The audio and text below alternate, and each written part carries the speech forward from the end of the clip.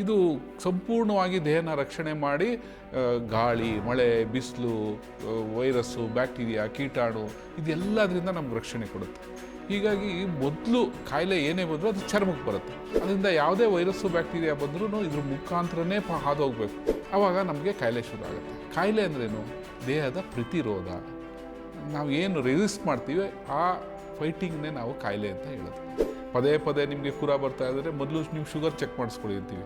ಅಂದರೆ ಒಳಗಡೆ ಸಕ್ಕರೆ ಅಂಶ ಜಾಸ್ತಿ ಆಗೋದಾಗ್ಲೂ ಹೊರಗಡೆ ಬೇಗ ಸೋಂಕುಗೆ ಒಳಗಾಗ್ಬೋದು.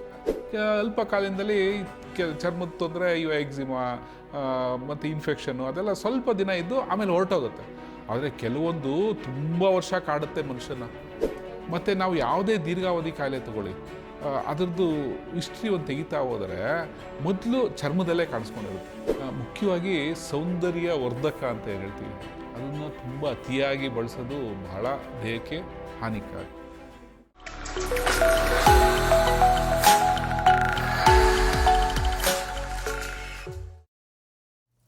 ನಮಸ್ಕಾರ, ಪ್ರತಿನಿಧಿ ಡಾಕ್ಟರ್ ಕಾರ್ಯಕ್ರಮಕ್ಕೆ ಸ್ವಾಗತ.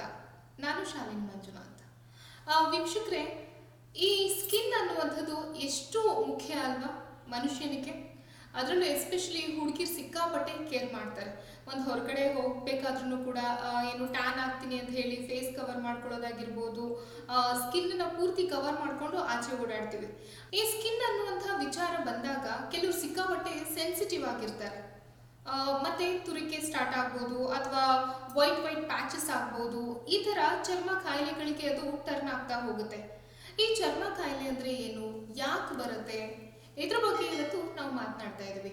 ಹಾಗಾದ್ರೆ ನಮ್ಮ ಕಾರ್ಯಕ್ರಮದಲ್ಲಿ ಎಂದಿನಂತೆ ಇದ್ದಾರೆ ಹೋಮಿಯೋಪತಿ ವೈದ್ಯರು ಡಾಕ್ಟರ್ MC ಮನೋಹರ ಅವರು. ಬನ್ನಿ ಅವರನ್ನ ಕಾರ್ಯಕ್ರಮಕ್ಕೆ ಸ್ವಾಗತಿಸೋಣ. ಸರ್, ಕಾರ್ಯಕ್ರಮಕ್ಕೆ ಸ್ವಾಗತ. ನಮಸ್ಕಾರ ಸರ್. ಈ ಸ್ಕಿನ್ ಬಗ್ಗೆ ತುಂಬಾನೇ ಕೇರ್ ಮಾಡ್ತೀವಿ ನಾವು.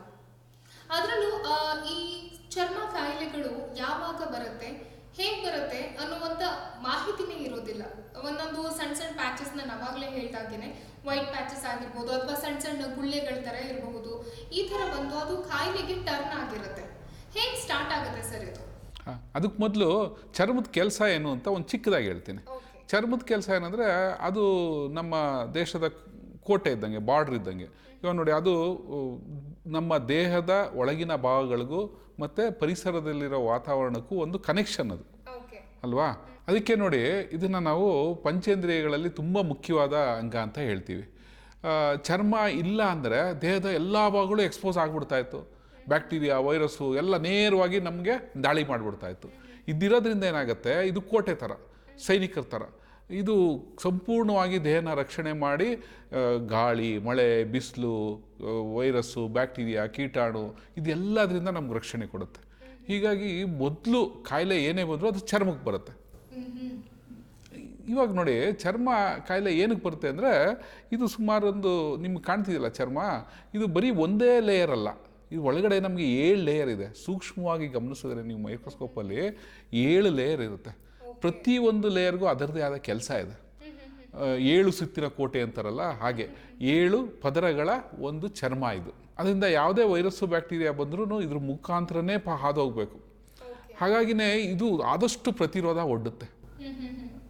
ಆವಾಗ ನಮಗೆ ಕಾಯಿಲೆ ಶುರು ಆಗುತ್ತೆ. ಕಾಯಿಲೆ ಅಂದ್ರೇನು? ದೇಹದ ಪ್ರತಿರೋಧ. ನಾವು ಏನು ರೆಸಿಸ್ಟ್ ಮಾಡ್ತೀವಿ ಆ ಫೈಟಿಂಗ್ನೇ ನಾವು ಕಾಯಿಲೆ ಅಂತ ಹೇಳೋದು. ಸರ್, ಈ ಚರ್ಮ ಕಾಯಿಲೆಗಳು ಯಾವ್ಯಾವ ಥರ ಕಾಣಿಸ್ಕೋಬಹುದು ವ್ಯಕ್ತಿಯಲ್ಲಿ? ನೋಡಿ, ಮೊದಲನೇದಾಗಿ ನೀವಾಗಲೇ ಹೇಳ್ದಂಗೆ ಬಣ್ಣ ಬದಲಾಗ್ಬೋದು. ಬಣ್ಣ ಬದಲಾದಾಗ್ಲೂ ಬೆಳ್ಳಗಾದರೆ, ಅಥವಾ ತುಂಬ ಅತಿಯಾಗಿ ಕಪ್ಪಾದರೆ. ಬೆಳ್ಳಗಾದರೆ ಅಂದರೆ ಎಲ್ಲರಿಗೂ ಬಿಳಿ ಚರ್ಮ ಇಷ್ಟ, ಆದರೆ ಪೂರ್ತಿ ಬಿಳಿ ಆಗಿಬಿಟ್ರೆ ಅದನ್ನು ತೊನ್ನು ಅಂತಾರೆ. ಇಲ್ಲ, ನಿಮಗೆ ಫಂಗಲ್ ಇನ್ಫೆಕ್ಷನ್ ಆದರೂ ಅದು ಬೆಳ್ಳಗಾಗತ್ತೆ. ಹೀಗಾಗಿ ಮೊದಲನೇದಾಗಿ ಬಣ್ಣದ ಕಾಯಿಲೆಗಳು ಅಂತ ಹೇಳ್ತೀವಿ. ಇನ್ನೊಂದು ಆ ಫಂಗಸ್ಸು, ಬ್ಯಾಕ್ಟೀರಿಯಾ ಅದರಿಂದ ಆಗೋ ಸೋಂಕು, ಎಕ್ಸಿಮಾ ಅಂತ ಆಗುತ್ತೆ. ಕ್ರಾನಿಕ್ ಇನ್ಫೆಕ್ಷನ್ ಇದ್ದಾಗ ಅದಾಗುತ್ತೆ. ಇನ್ನೊಂದು ಸತಿ ಏನಾಗುತ್ತೆ, ಈ ಚರ್ಮದಲ್ಲಿರೋ ಕೂದಲು ಇನ್ಫೆಕ್ಷನ್ ಆದರೆ ಏನಾಗುತ್ತೆ, ಬಾಯಿಲು ಕುರ ಅಂತ ಆಗುತ್ತೆ. ನಿಮಗೆ ಗೊತ್ತು, ಇದು ಸಕ್ಕರೆ ಕಾಯಿಲೆನಲ್ಲೂ ತುಂಬ ಸಾಮಾನ್ಯವಾಗುತ್ತೆ. ಪದೇ ಪದೇ ನಿಮಗೆ ಕುರ ಬರ್ತಾ ಇದ್ದರೆ ಮೊದಲು ನೀವು ಶುಗರ್ ಚೆಕ್ ಮಾಡಿಸ್ಕೊಳ್ಳಿ ಅಂತೀವಿ. ಅಂದರೆ ಒಳಗಡೆ ಸಕ್ಕರೆ ಅಂಶ ಜಾಸ್ತಿ ಆಗೋದಾಗ್ಲೂ ಹೊರಗಡೆ ಬೇಗ ಸೋಂಕುಗೆ ಒಳಗಾಗ್ಬೋದು. ಅವಾಗ ರೋಗ ನಿರೋಧಕ ಶಕ್ತಿ ಕಡಿಮೆ ಇರುತ್ತಲ್ವ, ಹಾಗಾಗಿ ಕುರಗಳು ಬೇಗ ಬಂದ್ಬಿಡುತ್ತೆ. ಇದಲ್ದೇ ನಿಮಗೆ ಲ್ಯೂಕೋಡರ್ಮಾ ಅಂತಾರೆ.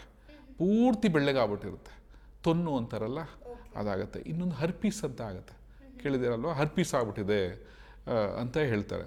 ಹರ್ಪೀಸ್ ಅಂದರೆ ಏನಂದರೆ ಚರ್ಮ ಜೊತೆಗೆ ನರ ಎರಡೂ ಇನ್ವಾಲ್ವ್ ಆಗಿ ತುಂಬ ನೋವು ಜಾಸ್ತಿ ಇರುತ್ತೆ, ಗುಳ್ಳೆ ಗುಳ್ಳೆ ಥರ ಆಗುತ್ತೆ. ಅದಾದಮೇಲೆ ತುಂಬ ನೋವಿರುತ್ತೆ. ಎಲ್ಲಿ ನರಗಳು ಪಾಸಾಗಿರುತ್ತೋ ಎದೆ ಭಾಗದಲ್ಲಿ, ಮುಖದಲ್ಲಿ, ಅಲ್ಲೆಲ್ಲ ಹರ್ಪೀಸ್ ಅಂತ ಆಗುತ್ತೆ.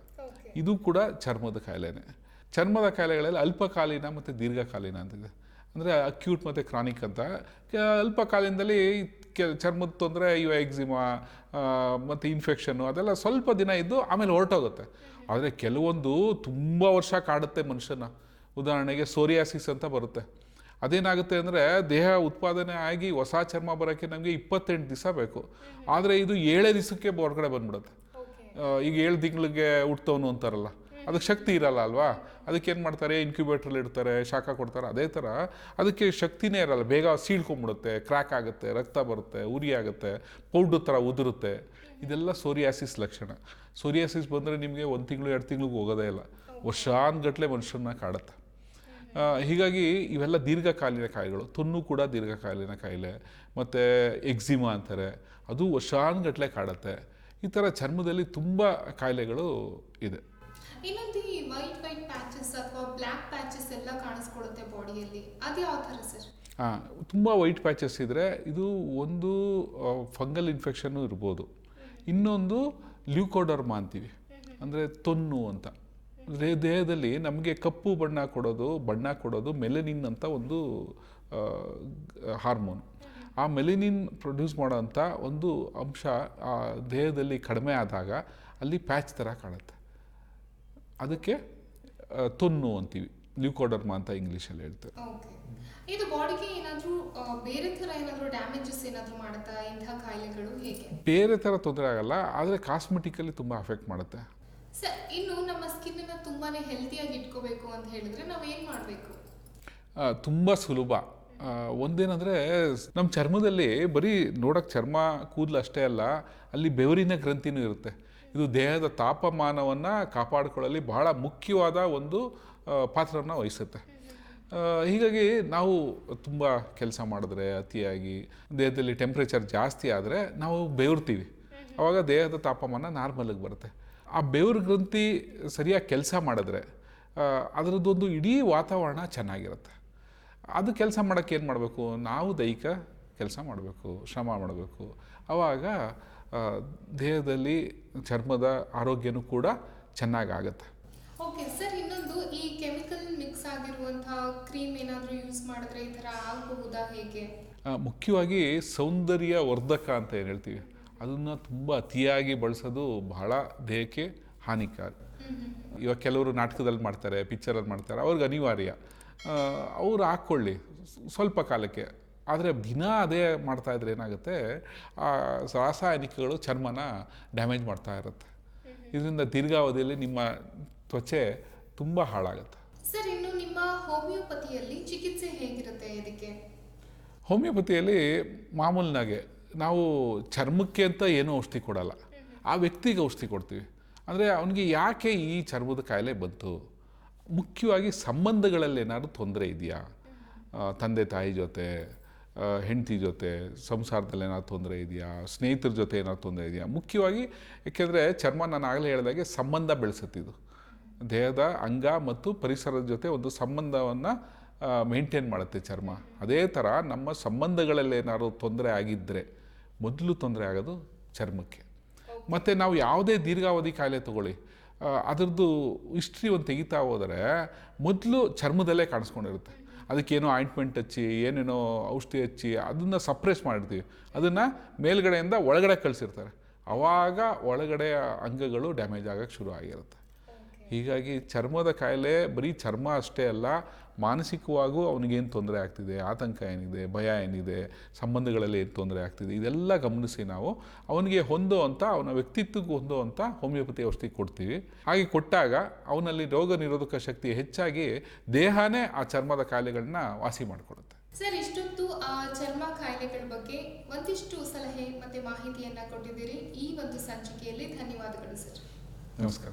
ನೋಡಿದ್ರಲ್ಲ, ಇಂದಿನ ಸಂಚಿಕೆಯಲ್ಲಿ ಚರ್ಮ ರೋಗಗಳ ಬಗ್ಗೆ ಮಾಹಿತಿಯನ್ನ ಕೊಟ್ಟಿದ್ದಾರೆ ಡಾಕ್ಟರ್ MC ಮನೋಹರ ಅವರು. ಡಾಕ್ಟರ್ನ ನೇರವಾಗಿ ಭೇಟಿ ಮಾಡಬೇಕು ಅಂತ ಹೇಳಿದ್ರೆ ಸ್ಕ್ರೀನ್ ಮೇಲೆ ಡಿಸ್ಪ್ಲೇ ಆಗ್ತಾ ಇರುವಂತಹ ನಂಬರ್ಗೆ ಕರೆ ಮಾಡಬಹುದು. ಹಾಗೇನೆ ನಿಮಗೆ ಯಾವುದೇ ರೀತಿಯಾದಂತಹ ಸಂದೇಹಗಳಿಗಿತ್ತು ಅಂತ ಹೇಳಿದ್ರೆ ನೀವು ಖಂಡಿತ ಕಾಮೆಂಟ್ ಬಾಕ್ಸ್ ನಲ್ಲಿ ನಿಮ್ಮ ಪ್ರಶ್ನೆಗಳನ್ನ ಹಾಕಬಹುದು. ಆ ಒಂದು ಪ್ರಶ್ನೆಗಳನ್ನ ನಾವು ರಿಸೀವ್ ಮಾಡಿಕೊಂಡು ಆ ಪ್ರಶ್ನೆಗಳ ಮೇಲೇನೆ ಕಾರ್ಯಕ್ರಮವನ್ನು ನಾವು ಮಾಡಿಕೊಡ್ಲಿಕ್ಕೆ ಪ್ರಯತ್ನವನ್ನ ಮಾಡ್ತೀವಿ ಅಂತ ಹೇಳ್ತಾ ಇಂದಿನ ಸಂಚಿಕೆಯನ್ನ ಇಲ್ಲಿಗೆ ಮುಕ್ತಾಯ ಮಾಡ್ತಾ ಇದ್ದೀನಿ. ನೋಡ್ತಾ ಇರಿ ಪ್ರತಿನಿಧಿ ಡಿಜಿಟಲ್.